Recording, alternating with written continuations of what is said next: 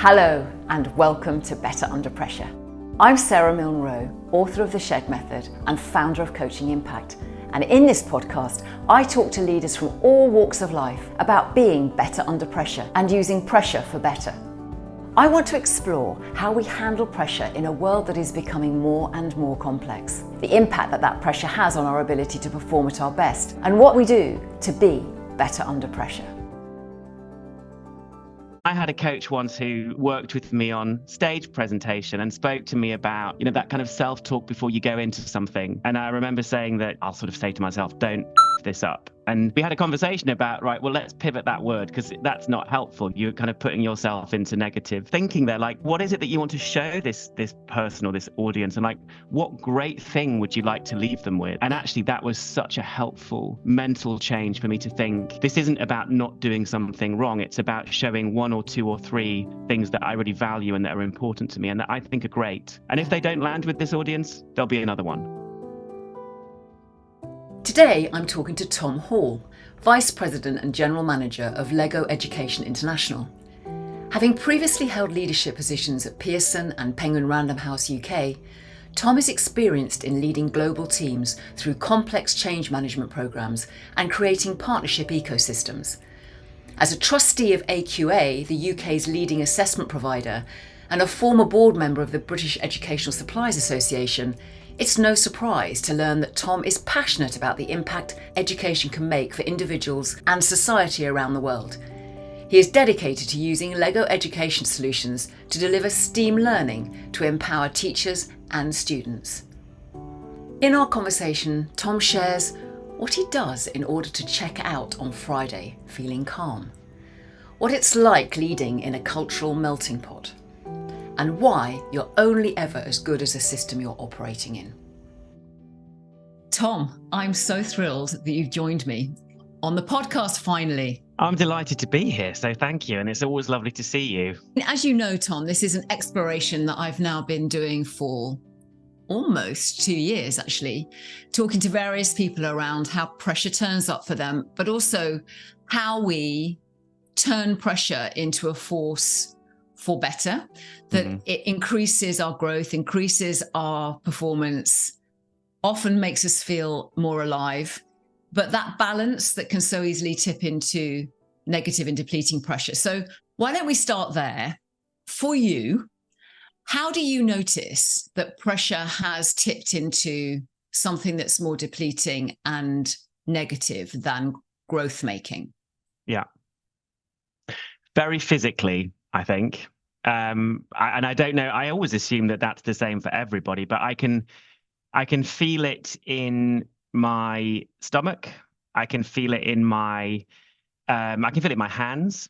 Those are probably the two places where I can sort of feel, right, I'm sort of tense and it's an energy ball, or it's a sort of hot hands.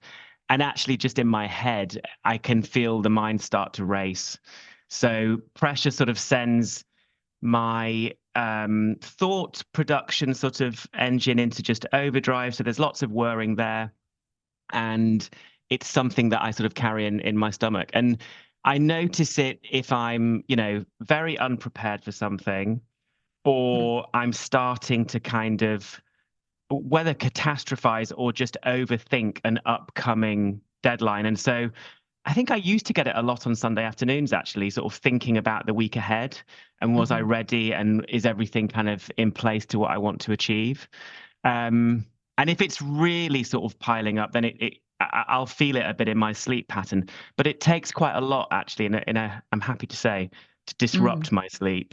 So it's normally something I can park at the end of a day. But yeah, pressure for me, it's a physical sensation.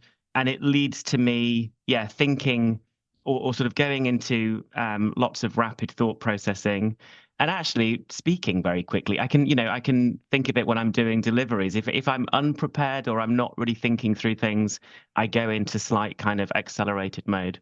So I just try and catch myself there. Yeah. And I suppose what's interesting about what you're talking about is if we take positive pressure as well as negative pressure, how would you define therefore? Because I think what you've just described is when it becomes something that actually needs managing and you feel, okay, this is now going slightly out of comfort zone, and Yeah. I'm not enjoying it. But does it still start in the same place? How do you recognize the pressure that feels, wow, right, okay, let's go. We've got this, let's fly. What's the difference? The difference is honestly preparation. It's always preparation.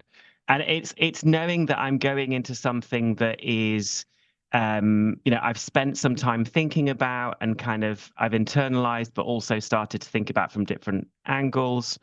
I have a plan. And it's a plan that also is not like micro detailed, but I think I've also really thought about the occasion or the engagement and what I want to get out of it. And that's when it gets exciting, because it's like, well, what am I here for? And what would a measure of success look like to me? And I think an old me might have looked like, what would have failed? What could go wrong? And I've sort of really tried to reposition that. So like, what couldn't go right here? What could be unexpected, and what could sort of surprise me? But always have that in my mind of like, in this opportunity, this is what I'd like to come out of this with. This is what I'm working towards. This is why I've prepared this. And that's why this is exciting, because great things could happen here. Yeah. But also, excitingly, things could be unexpected and go in a completely different way. Yeah.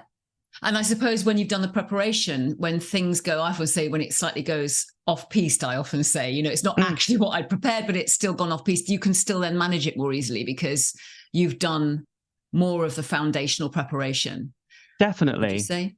Yeah, and thought about scenarios, and of course, it will 9 times out of 10 be the thing that you haven't thought about, or will go somewhere else. But at least you've kind of thought about the routes that you could go out in and how you can come back, and just try and always come back to that sort of very simple base of, what am I here for? What do I want to get out of this? What will be a good outcome?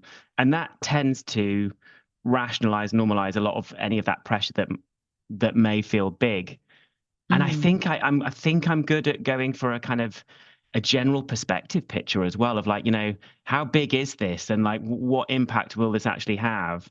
When I'm sure you'll ask about sort of tactics of coping, and I think just one of my things is like zoom right out and try and sort of put this pressure moment in relation to other things in my day world or in my family life or in the much bigger global picture. And minimizing the sort of size of things always makes a difference for me.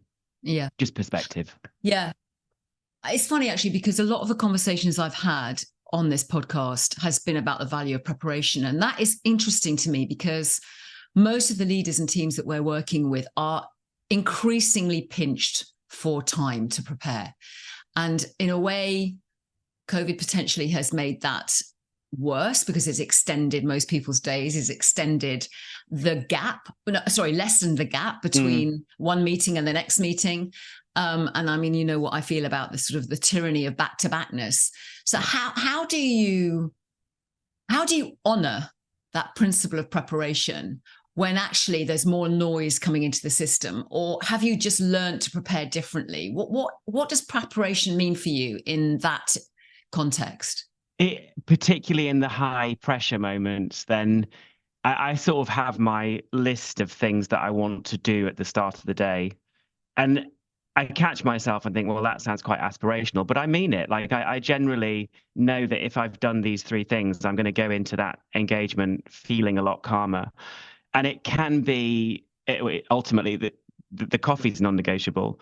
Hopefully being at home and seeing my family, but often with travel and stuff, that won't be the case. But there's got to be some form of exercise, and exercise in the form where you're sort of getting out of your own head.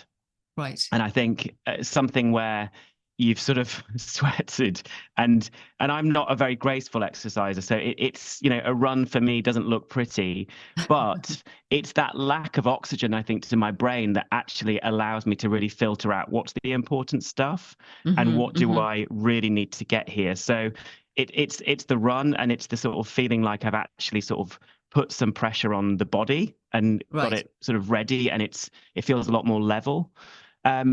And then I think just a healthy degree of, that perspective, but also the self-talk of like, what am I going in here for? What will success look like? And I had a coach once who worked with me on stage presentation and spoke to me about, that kind of self-talk before you go into something. And I remember saying that, well, I'll sort of say to myself, don't F this up. And we had a conversation about, right, well, let's pivot that word because that's not helpful. You're kind of putting yourself into negative thinking there. Like, say, what is it that you want to show this person or this audience? And like, what great thing would you like to leave them with? And actually, that was such a helpful mental change for me to think, this isn't about not doing something wrong. It's about showing one or two or three things that I really value and that are important to me and that I think are great. And if they don't land with this audience, there'll be another one. So, that kind of, it's a little bit of the thinking. I like some quiet time in my head. I like some exercise so that I can actually just sort of filter out the noise. And then some form of self-talk before going in that really just sort of rationalizes, okay, focus on this moment and actually make it something that's excellent and good rather than trying not to make a mess, because that wasn't helpful. Yeah. And again, what you've highlighted in that question. So when I typically, when people talk about preparation, you immediately went into, well, there's a body thing. Like, I need to like go for a run, or I need to, get messy, or I need to like, and I think most people when they're talking about preparation is thinking about content preparation, and what I really like about what you're saying is that preparation seems to have a much broader meaning for you that encapsulates yourself, your body, your whole sort of operating system before you even go into content, actually. It's a nice way of putting it. And actually, that is how I think I operate. And I think as long as this is feeling calm, and I know I've done the slides, I know I've done the legwork, I know I've done my sort of lists of kind of pros and cons and what I want to take into this conversation. But the really important thing is the human operating system. So getting that in a place where I know it's reliable and it feels good, then just allows me to go in and deliver the plan. And planning and preparation, again, for me, is that there's this sort of human side, and then there's just the kind of the list and the pen and the paper. And my best times are Friday afternoons. So, sort of 4:00. I don't ever have calls. I'm there with my notebook. I look at the week or the 2 weeks ahead, and it's about thinking. It's my do feel no moment, Sarah. So it's really listing out Monday to Friday what's going to happen, and then look for those big ones and make sure that that's all good. And that just allows me to check out on a Friday so calm. And then, the preparation is everything. So when I feel uncomfortable, it's if my physical side is undernourished, and then the actual content, the meat of the meetings is not there. And that's a horrible feeling. And that's something I fight very hard to avoid, because I think, again, I'm a big believer in, like, if it's in your control, take action on it, because otherwise you only have yourself to look at when things haven't reached the point that you thought they would. Yeah. And is that something that because ever since I've known you, Tom, and it's been a while since we've met, but you've always had teams that you've led, as well as being a team member yourself. Is that something you've chosen to model and insist on as a leader for others in their ability to grow their pressure muscle?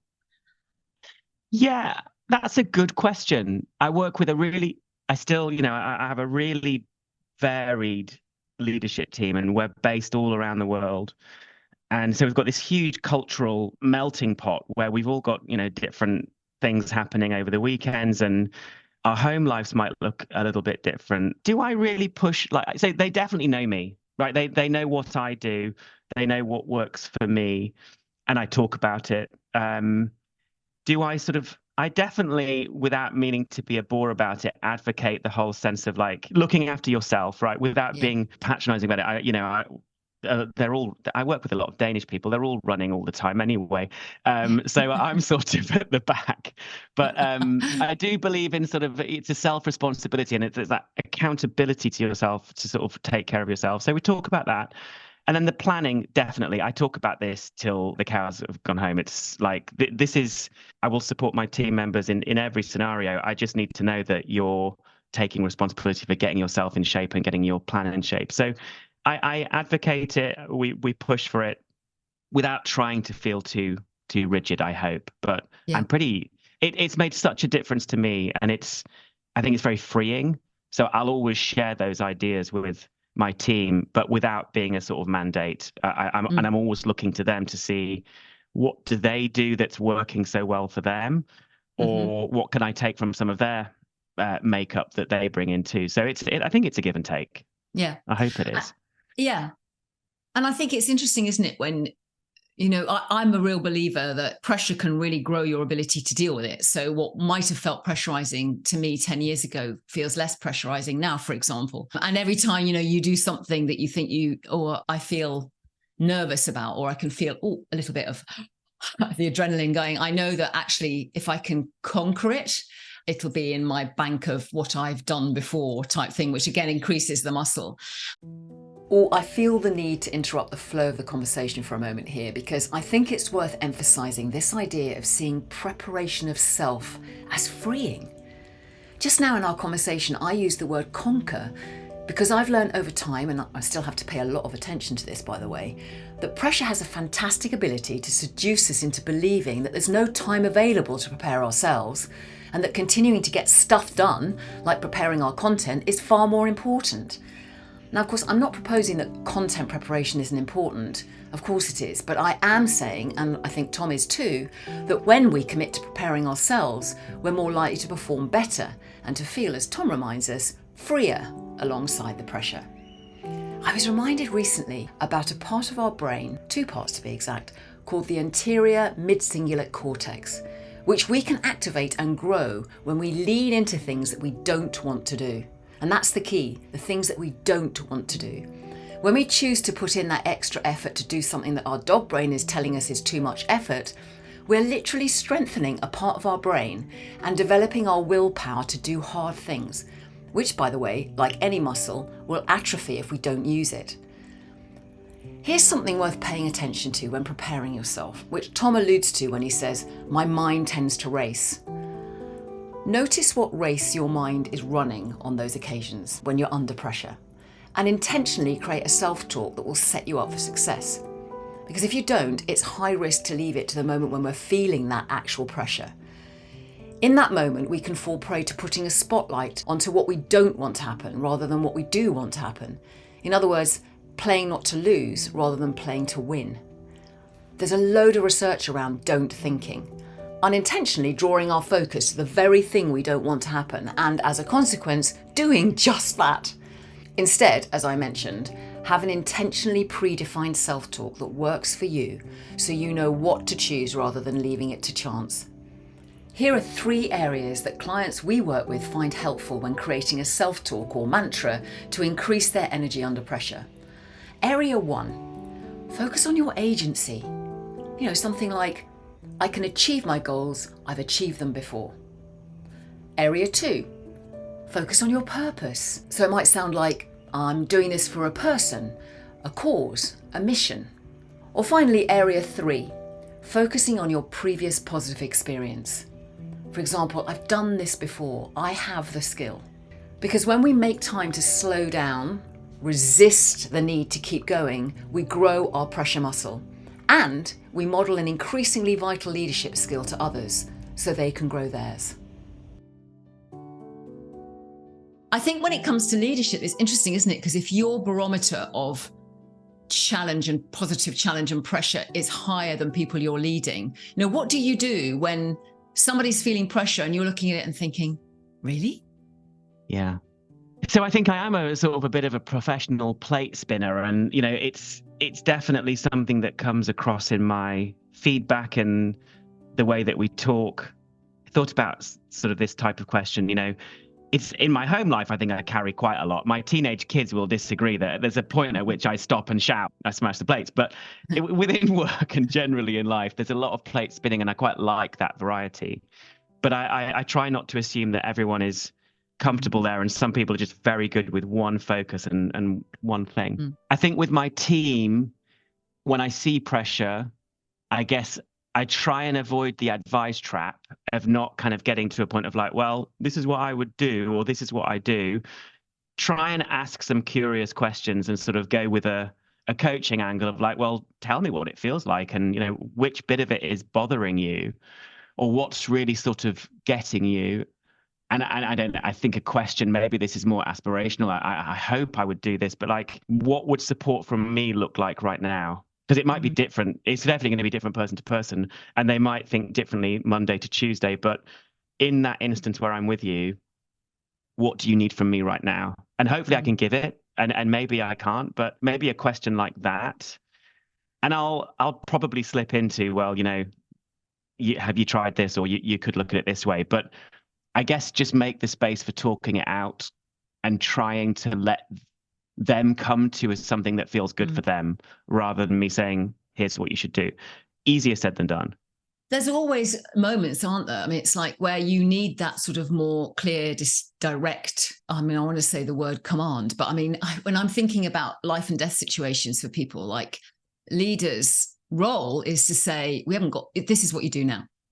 Go do it. Yeah. And I think sometimes for leaders, it's judging when there's an answer to be given, simply because of speed and the result we're after. And when actually what you've just described, there's a sort of more of a building the muscle from the leader to the other person. I think that's increasingly challenging when the speed of delivery, the speed for performance, and the pressure that's on a lot of organizations right now to deliver fast results compromises some of that. Yeah. I'm thinking about like recent examples, and there'll always be the question from me will be like, let's put this in perspective. Like, how big an issue is this, whether it's personal or whether it's professional? What have you done that's within your sort of circle of control that I can help try and rationalize with you? What feels outside and scary? What impact is this going to have on you and other people? And then let's look at your options. What do you think you can do? Do I agree with that? I'll give you a different perspective here. But yeah, and time is pressed. And as I said, a lot of my team members are in different places. So often we're having these conversations as well when I might have just had my first cup of coffee, so I'm feeling amazing. And then I'm talking to someone in Singapore who's sort of like in that 4 till 6 p.m. kind of lull of like, well, I'm really tired and I've done a long day already, and this thing's really sort of blowing up for me. Yes. So trying to remember a little bit of that context of where we're all at individually in our day and our sort of cycle. And that can make a big difference, actually. I think that's such a good point, Tom. I mean, when we first met, we were working with the team globally, weren't we? We were going all over the world together with your team. And I remember it was during that time, actually not at the company that you and I met in, but I remember going with another company to the Hong Kong office. And there was a sort of Q&A between the group head office that had come over to visit the region. And they were all sitting in front of the office in Hong Kong. And they said, please give us some, feedback. How's it going? How are we doing from London, basically? And one of the first things that someone brought up is, please acknowledge the difference of daytime when we have meetings. And it blew that team away in terms of what they would have thought was quite a small thing. And yet it was first on their list of acknowledge the time difference. Acknowledge that when you say, good morning, everybody, there's actually the majority of people on this call where it's actually good evening or good afternoon or something. And it was a really major point of feedback to the leadership team around just notice. It's like a fundamental acknowledgement, I think, isn't it? It's so easily overlooked, and I'm guilty of it, I'm sure, all the time. But just that, I'm sort of handing out energy and enthusiasm at 8, 9 o'clock in the morning, my time. And then everyone's thinking like, I've got kids to pick up and I'm really tired. And, I feel like I've done my shift.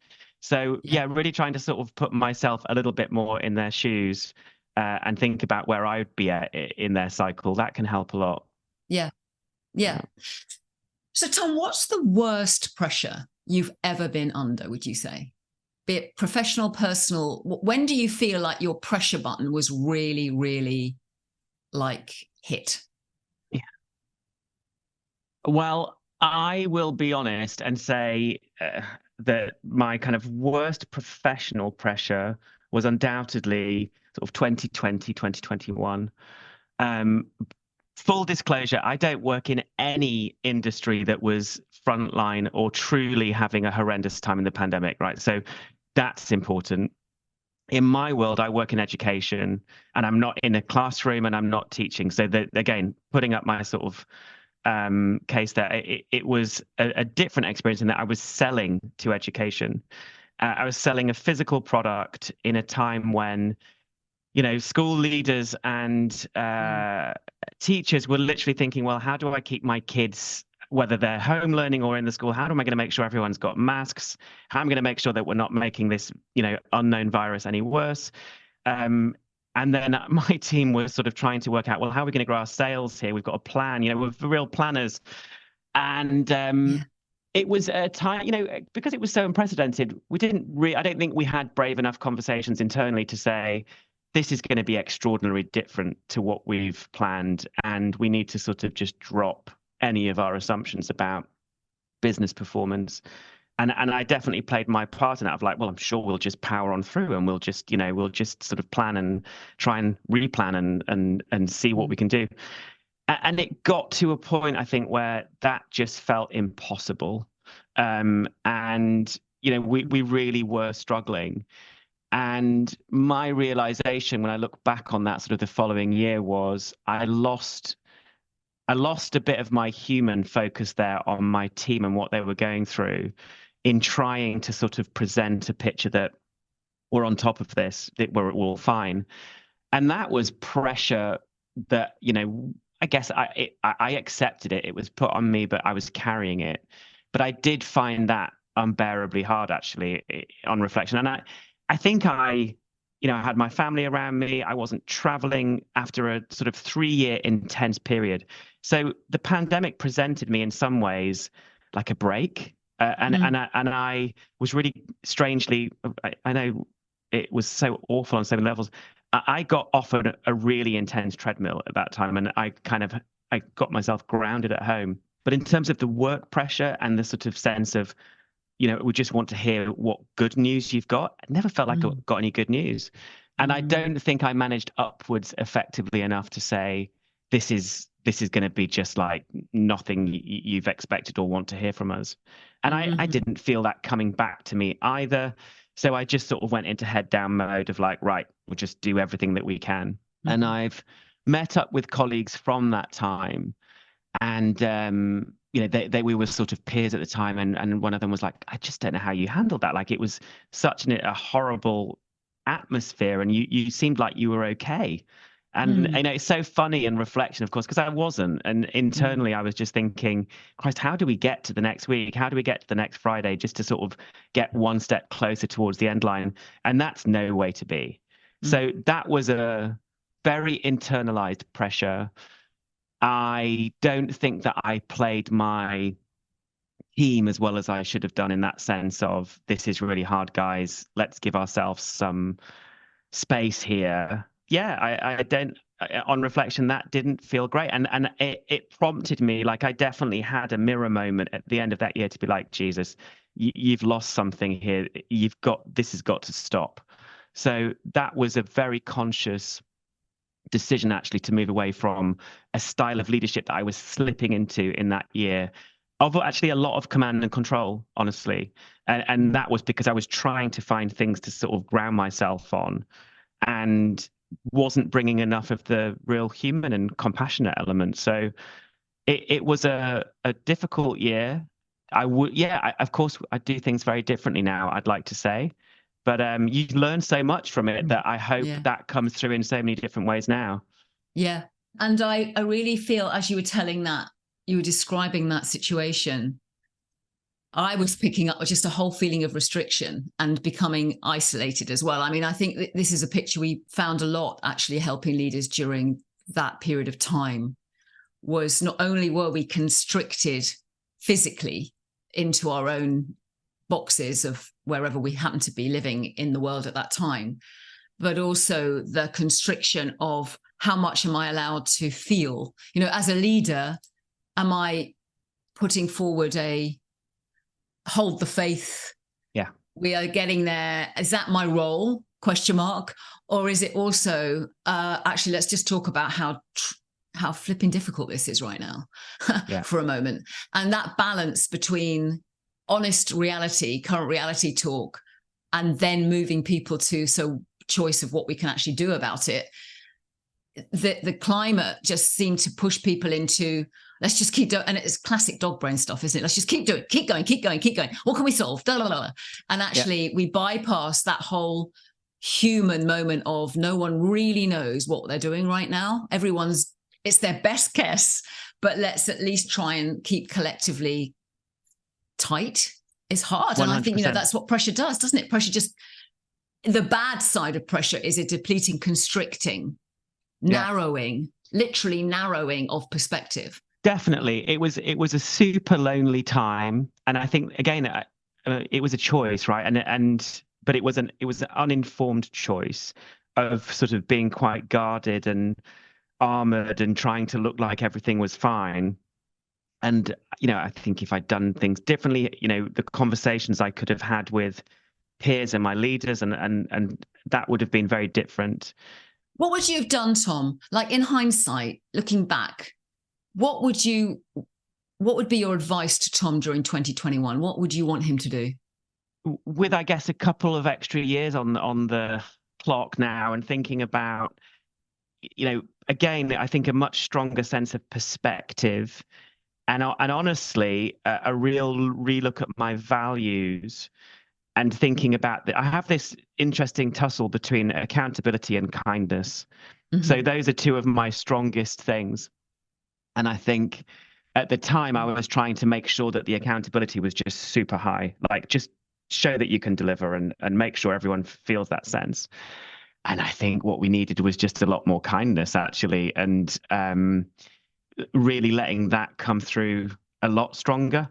So yeah, I would say I'd hope that I would have given that person, myself, a lot more of a break, and also felt a lot braver to say, this isn't working in what sort of I feel that you want me to deliver. And in that sense, it's not going to happen. And this is the new reality. Therefore, this is what you should expect.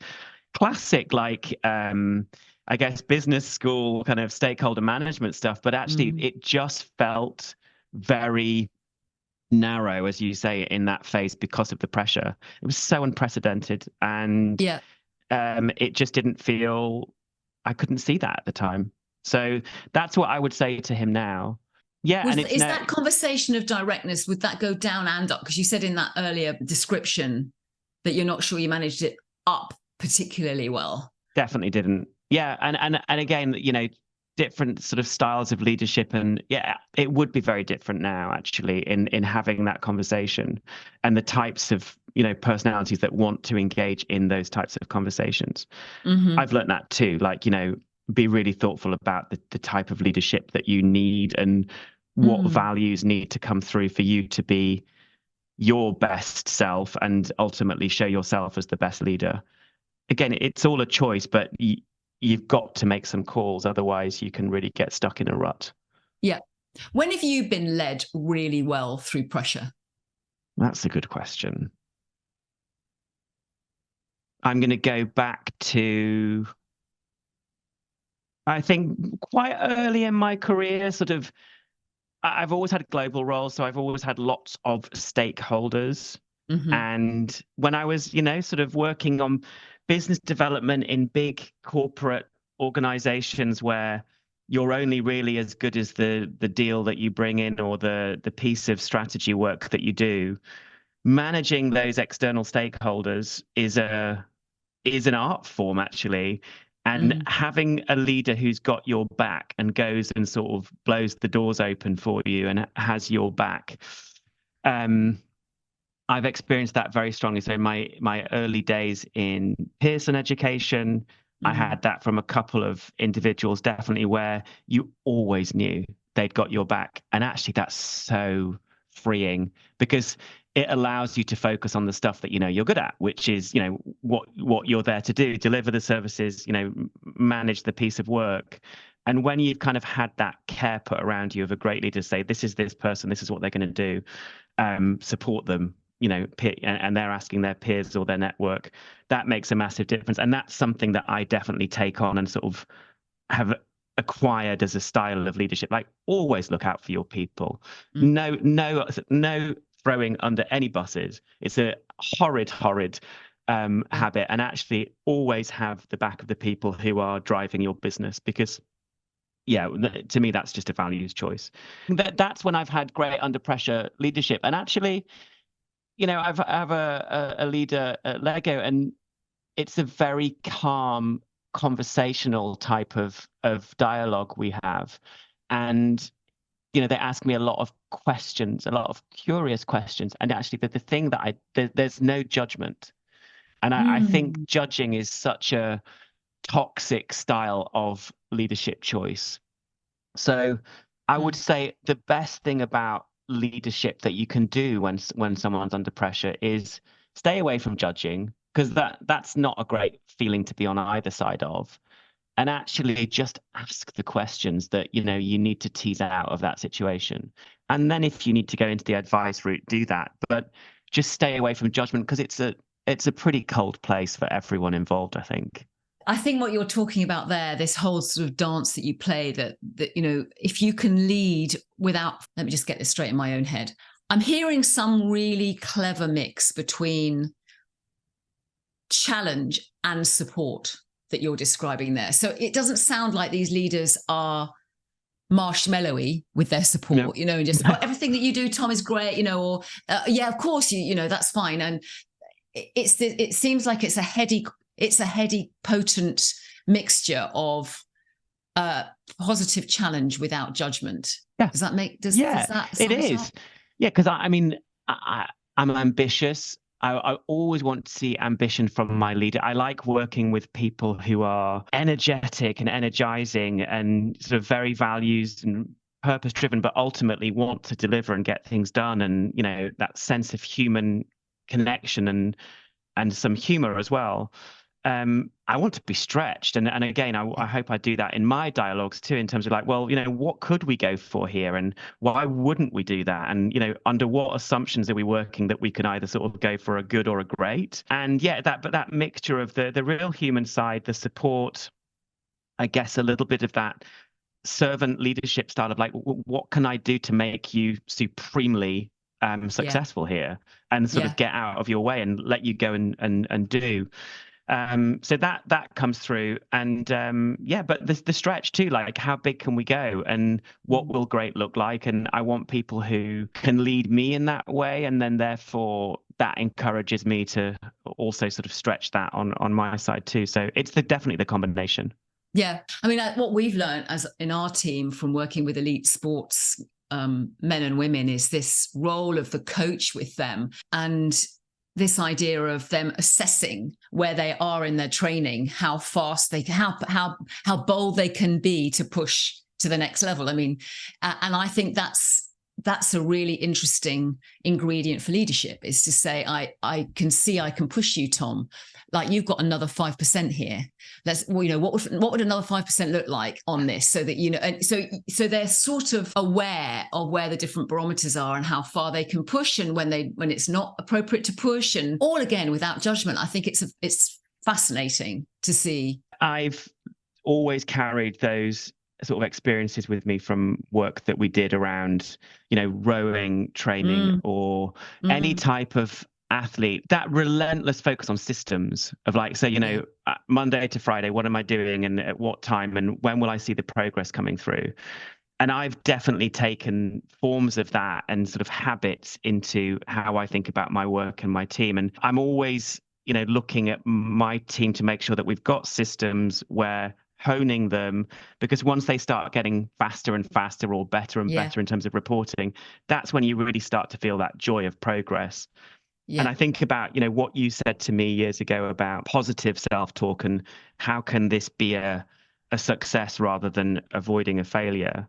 I think that goes to like how you prepare your systems as well, in the sense of, are you working really hard just so you don't fail, or are you working really hard so you can show that you're actually making micro wins all the time and you're getting that joy out of it? So that sort of sense of training to win something rather than to avoid If you then miss and you lose it, then at least you've sort of had that vision in your head and you know what you were going for, and you can probably explain why it didn't happen as well. The opposite is you're trying to avoid something catastrophic happening and that fear of failure, and that's horrid. So I think, those systems, I always remember thinking about your kind of Olympic goal time. What would it need to be?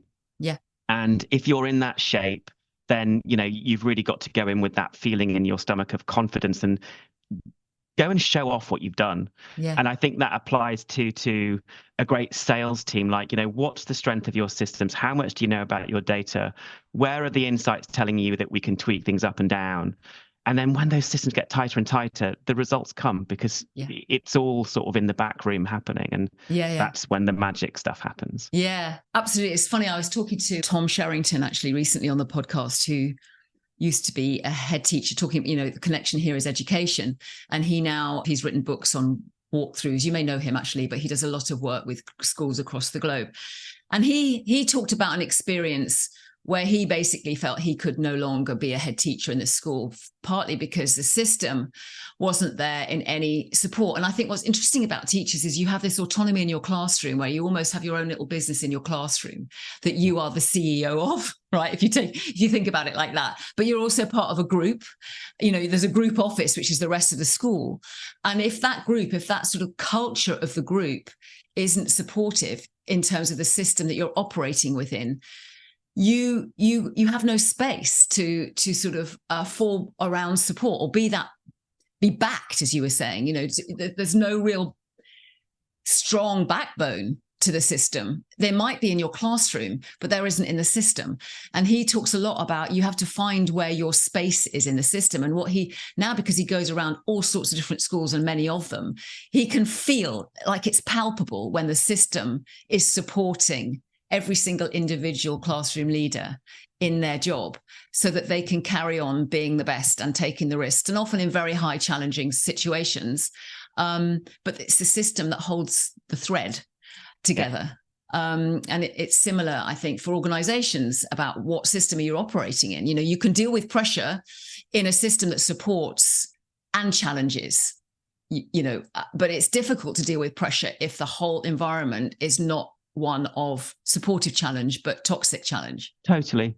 And that sort of sense of systems and structure, when I think about like awful feelings of pressure, and it's a long time, I don't get that sense very frequently at all anymore. But whenever pressure really builds, I think as long as your systems are in place and your basics are covered, you know that you've got that performance base to fall back on because you've done the work and you've thought about the times, you've thought about the story. And again, it comes back to planning, but it just comes back to good basic habits. And that's been the game changer for me in terms of performance and pressure, actually. Yeah, really good. That's really helpful.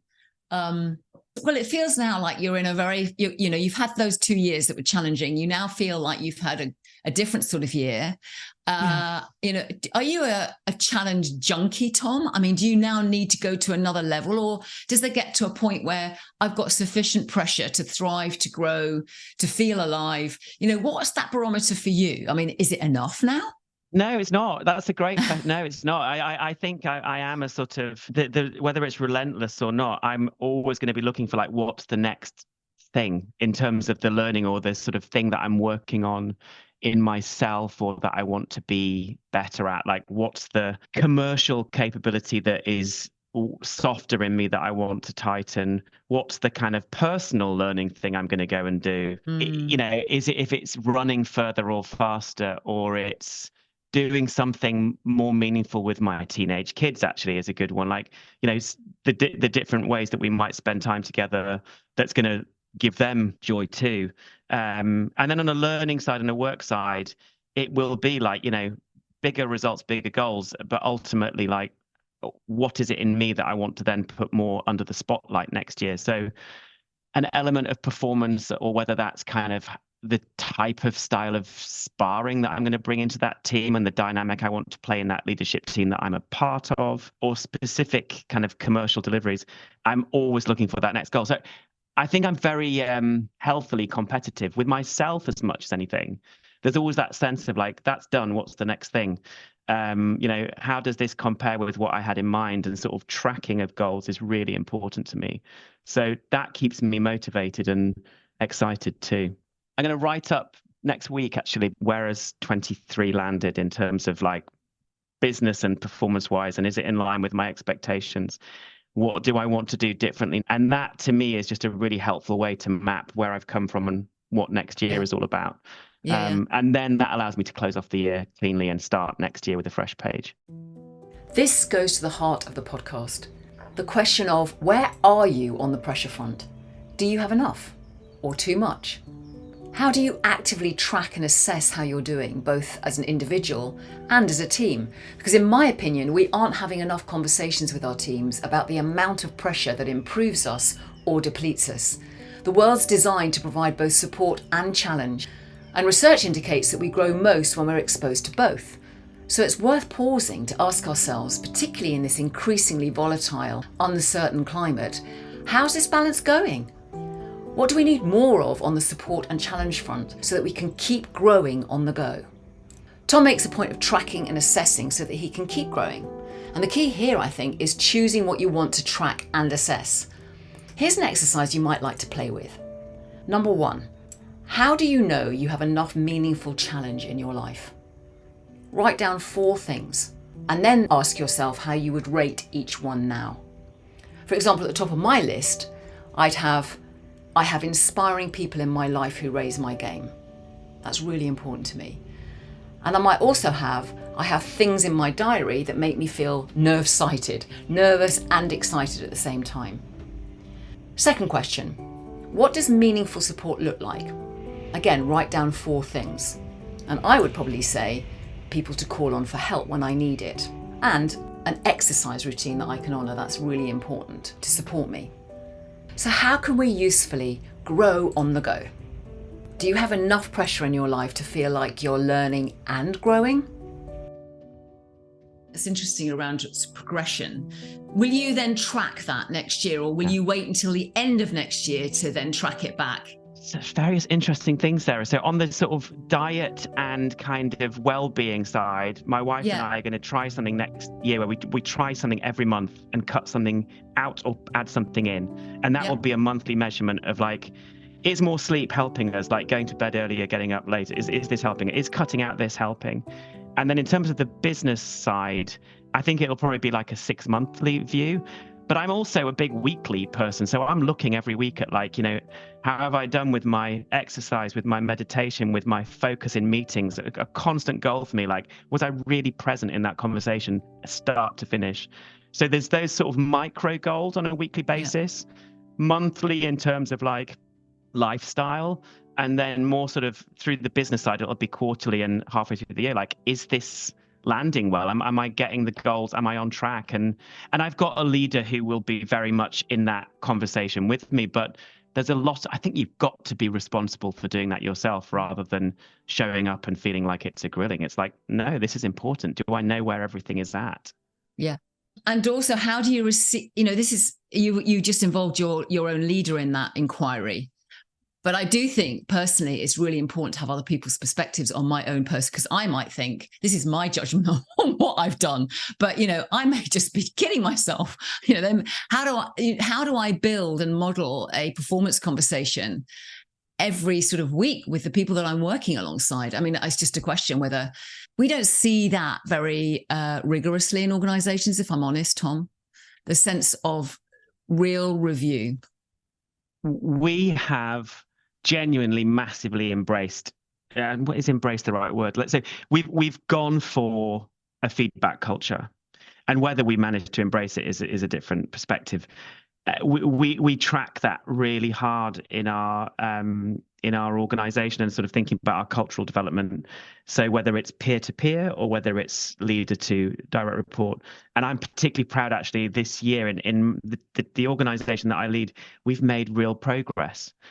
The one that, actually we've made great progress on both fronts, a lot in terms of the people leader to direct report, in thinking really hard about career planning and where do you want to go and how can I help you get there? And then peer to peer, really thinking about, I was just in a meeting with you, I saw you do that, that was great. Or I was just on the receiving end of that presentation you did. I missed that thing. Like, I just couldn't, your body language was weird. I think we've really tried to do that. So I hope that ultimately our performance type conversations, I don't think that come April we'll be having big year-end like reviews of like, this is everything that I've got to give you, because we don't do that anymore. It's much more iterative in terms of, I saw this, this is what we talked about last week. I just saw this yesterday, real-time feedback. And I'm not even pitching you on this. We've genuinely gone into it.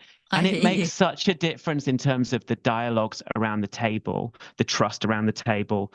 And I also think the care that you show for people, because that cheesy line, but feedback is ultimately a gift if it's taken in the right spirit. And I think we've done that in my team with real ambition. It takes some bravery, because it doesn't always feel very comfortable. And still, there'll be days when you're like, am I ready to give this or receive this? But you just got to go for it. Transformative. Wonderful. Thank you, Tom. So leads me to the final sort of section, which I always ask guests, which is if there were two things that you would pass forward to anyone listening to this podcast who would like to be better under pressure, what would they be, Tom? First one would be to plan yourself and take responsibility for looking after yourself. Sort of, if you feel like you're on a crazy treadmill, slow it down, get off it and rethink about like, what's your purpose here? And so, for me, that's about accountability and really thinking about what you can do under your own steam and then do it. Don't think and hypothesize, do it. And there's a lot of planning needed there and self-awareness, but just prepare and show up fully. And that's my first one. I could go on down a rich stream of that one. And just remember that pressure is a privilege, and therefore, do the hard work and perform, and then the rewards will be so much more enjoyable. And then my second one, I think letting go of ideas of perfection, thinking not about avoiding failure, but ultimately how you can win and succeed. And I try and always say to my team that it's perfectly okay if things aren't going all right, as long as you're aware of it and you've got a plan to take action. There's always going to be value in the learning of a tough time or a mini failure, and that will help you not do something again. So see performance as like an iterative process. It will feel good and bad at times, but let go of the idea that everything needs to be perfect or seen to be perfect as well. And what's wonderful about that, I think, is that has a huge responsibility for the leader, like you just said, because people learn that when they mess up, and you can say as a leader, what did you learn? What's the iterative process? What's next? But if they mess up and they get sat on, then that's when we just expand the perfectionism, isn't it? Or the worry, or the energy wasted on perfectionism. Totally. Says somebody who has had to really work hard on her relationship with perfectionism. Yes. Yeah. And perfectionism, it sort of breeds it blurs into shame. It blurs into that feeling of like, this is terrible. Let it go. And I think it's very freeing. And it's a work in progress for me too. Thank you, Tom. Fabulous. Thank you for having me. Thank you so much for listening to this episode of Better Under Pressure with me, Sara Milne Rowe. If you enjoyed it, please do subscribe and let us know what you found useful or what you'd like to know more about. And don't forget, if you'd like to sign up for our fortnightly Pressure Points newsletter, where I summarise key points from each conversation, you can find a link at saramilnerowe.com. If you're interested in any of the practices mentioned, check out my book, The Shed Method. Alternatively, you can find us at Coaching Impact or me on LinkedIn and Instagram. Better Under Pressure was produced by the fab team at Smart Cookie Media. Thanks so much for listening, and until next time, goodbye.